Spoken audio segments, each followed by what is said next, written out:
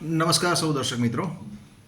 Ahmedabad municipal કોર્પોરેશનના ભારતીય જનતા પાર્ટીના કાર્યકરો અને ઇવન કોંગ્રેસના વિપક્ષના પણ કાર્યકરો અને અમુક અધિકારીઓ એમ કરીને લગભગ 225 વ્યક્તિઓ કાશ્મીરમાં 370 કલમ દૂર થઈ એ પછી કાશ્મીર રાજ્યમાં લોકોને કેવી સુવિધાઓ મળે છે એનો અભ્યાસ કરવા માટેની એક અભ્યાસી ટૂર એ લોકોએ ગોઠવી છે.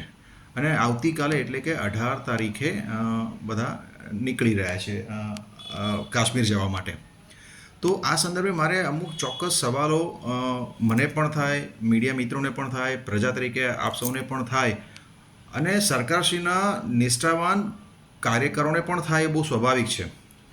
કેમ કે પ્રજાના કરના નાણાંમાંથી આપણે આ બધો ખર્ચો કરી રહ્યા છીએ એટલે સવાલો થવા બહુ સ્વાભાવિક છે. અત્યારે જો કોઈ પણ કોર્પોરેટર કે કોઈ પણ અધિકારી પોતાના ગાંઠના પૈસા જતું હોય તો લોકો એમની વાહવાહી કરે ઉપર સામેથી કે તમે તમારા પોતાના પૈસા ખર્ચીને પ્રજાની સુવિધા માટે તમે અભ્યાસ કરવા ગયા છો. પણ આ તો પ્રજા ઉપર જ તમે ખર્ચો નાખીને તમે જઈ રહ્યા છો. એ બહુ જ ખોટું છે અને વિષય અત્યારે પ્રાસંગિક નથી. અત્યારે આપણી પ્રાયોરિટી ઘણી બધી અલગ હોવી જોઈએ. વર્તમાન પરિસ્થિતિને લઈને આપણી પ્રાયોરિટી અલગ હોવી જોઈએ. એની જગ્યાએ આપણે કાશ્મીરની ટૂર ગોઠવી રહ્યા છીએ એટલે સવાલો થાય બહુ સ્વાભાવિક છે. કયા સવાલો થવા જોઈએ? તો પ્રજાએ ભરેલા કરના નાણાંમાંથી સૌથી પહેલાં તો પ્રજાને બેઝિક સુવિધાઓ જેમ કે રોડ એટલે કે સારા રસ્તા, ગટર ના ઉભરાય, વરસાદી પાણીનો નિકાલ, વરસાદી પાણીનો સંગ્રહ વ્યવસ્થિત થાય, ક્યારેય પૂર ના આવે, માર્ગ રસ્તા કોઈ દિવસ તૂટે નહીં. અમદાવાદમાં સીજી રોડમાં એવો કે રોડ છે જ્યાં કોઈ દિવસ પાણી નથી ભરાતું વરસાદનું, કે ત્યાં કોઈ દિવસ પૂર નથી આવતું, ત્યાં કોઈ દિવસ ગટરો નથી ઉભરાતી, ત્યાં કોઈ દિવસ રસ્તા પર ખાડા નથી પડતા.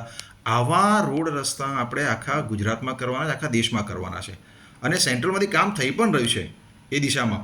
પણ જ્યારે આ બધી પ્રફરિતમાં હોય આપણી કે લાઈક ગુજરાત રાજ્યમાં છેલ્લા 6-7 વર્ષથી સતત આગના બનાવો બની રહ્યા છે.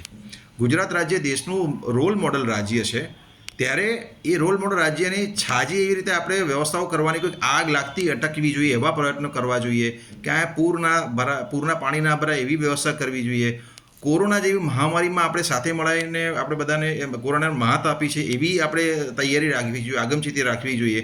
આવા જ્યારે ભારત દેશને આપણે ફરીથી વિકસિત રાષ્ટ્ર બનાવવા નીકળ્યા છીએ તો આ પ્રિવેન્શન ઇઝ બેટર દેન ક્યોરના સૂત્રને ધ્યાનમાં રાખીને આપણે હંમેશા આ તરફ આપણા ફંડ ફાળા વાપરવા જોઈએ કે આપણે કરના પૈસા વાપરવા જોઈએ.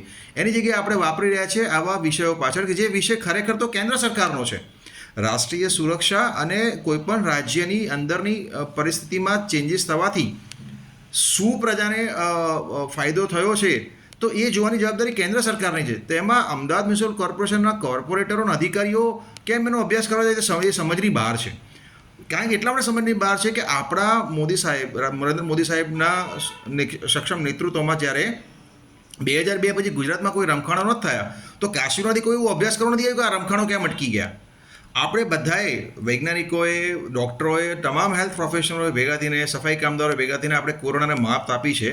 તો એનો અને આખા દેશમાં, આખા વિશ્વમાં મોટાભાગના દેશોમાં આપણે જ્યારે રસી પહોંચતી કરાવી છે તો કોઈ પણ વિશ્વના દેશના પ્રતિનિધિઓ આપણા ભારત દેશમાં એવો અભ્યાસ કરવો નથી આવે કે આ બધું કઈ રીતે શક્ય બન્યું. તો આપણે કેમ જવું છે કાશ્મીરમાં 370 પછીની પરિસ્થિતિનું અવલોકન કરવા માટે કે એનું મૂલ્યાંકન કરવા માટે? આ બહુ જ ગંભીર પ્રશ્ન હું મારી જ પક્ષના, મારા જ સરકારના લોકોને હું ઉઠાવી રહ્યો છું. કેમ કે હું મારું હિત પછી જોઉં છું. સૌથી પહેલાં હું પ્રજાનું હિત જોઉં છું, સરકારનું હિત જોઉં છું, પક્ષનું હિત જોઉં છું. એટલે આ સવાલો હું તમારા સૌના વતી હું સરકારશ્રીને કરી રહ્યો છું. મને આના ભયસ્થાનો ખબર છે કે કદાચ કોઈને સરકારમાં નહીં ગમે, મારા પક્ષમાં ઘણા લોકોને નહીં ગમે, પણ પ્રજાના હિતમાં હંમેશા અવાજ ઉઠાવતો રહ્યો છું અને મીડિયા મિત્રો હંમેશા મને સહકાર આપ્યો છે મારા અવાજને સરકાર સુધી પહોંચાડવા માટે. આ જ એક પ્રયત્ન આપણે અત્યારે કરી રહ્યા છીએ. એટલે ખાસ કરીને જ્યારે પ્રજાના કરની નાણાં એનું જ્યારે ઉપયોગનો સવાલ હોય તો આપણે નિષ્ઠાપૂર્વક અને પ્રામાણિકતાથી એનો ઉપયોગ કરવો જોઈએ. એ જ મારું કહેવાનો હેતુ છે.